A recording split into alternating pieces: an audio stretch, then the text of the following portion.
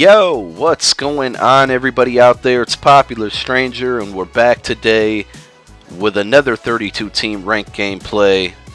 And this one features the Dallas Cowboys. I'm taking on the overused and overpowered San Francisco 49ers.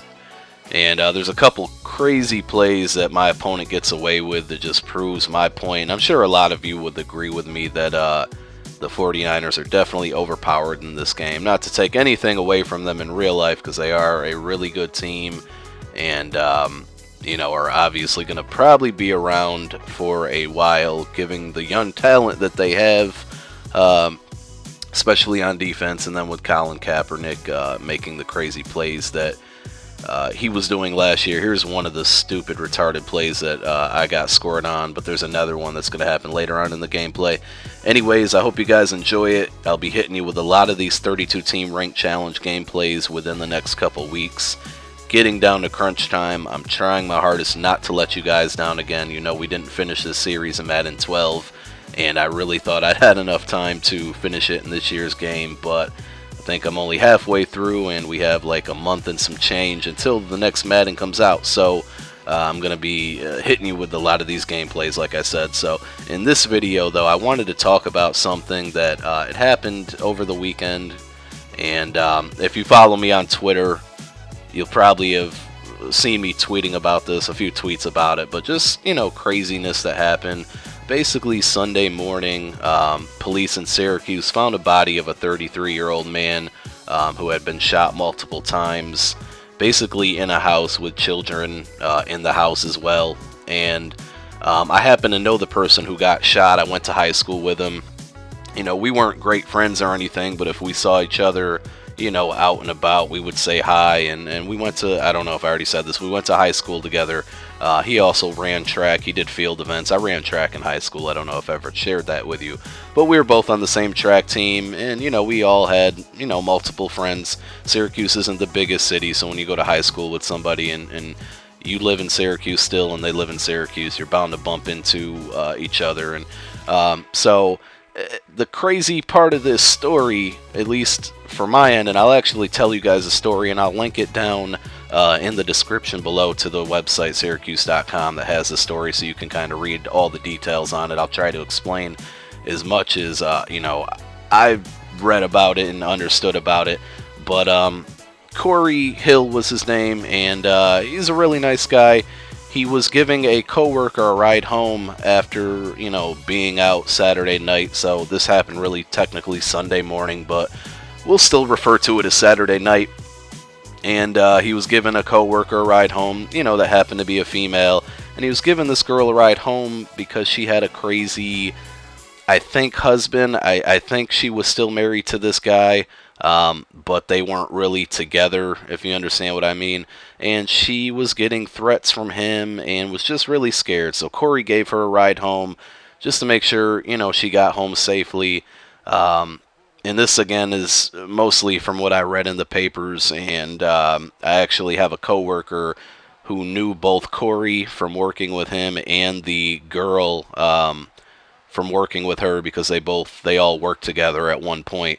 I'm kind of diverging from the story here, but basically what happened is Corey, brought this girl home, and her crazy husband shot the lock off the door to get into the house with a shotgun, came in and shot Corey 3 times, once in the head, once in the chest, and once in the back. And basically, he obviously died from the gunshots. There were children in the house. The girl and that husband had 2 or 3 kids together. The children were right in the house. Then the guy basically kidnapped the girl, beat her up, kidnapped the girl, drove her all the way to Pennsylvania, left the kids there with the dead body overnight. The police did find the body the next morning, or I should say later that morning. It happened around 3 a.m.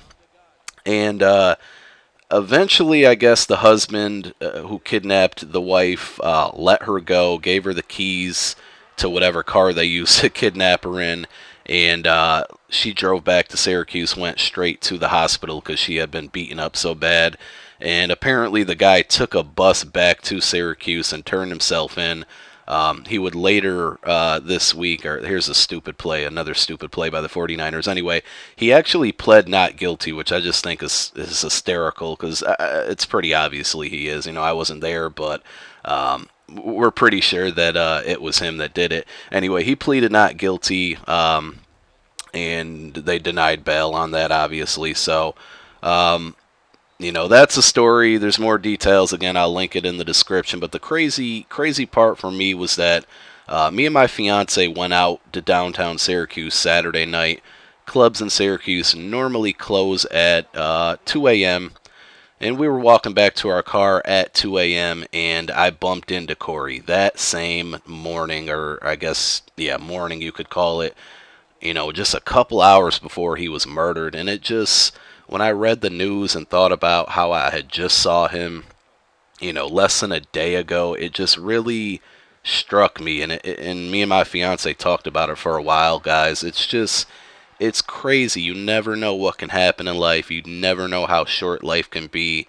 And I'm a person who, it takes a lot to get me rattled, a lot to get me upset.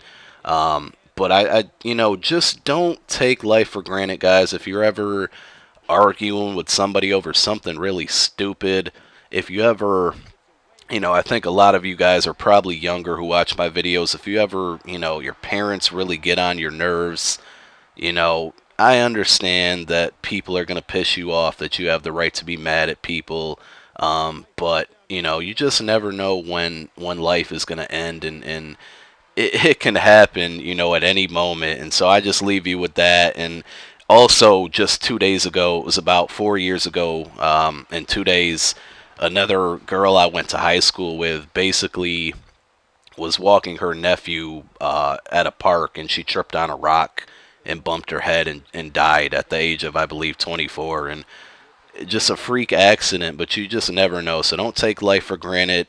Live life up.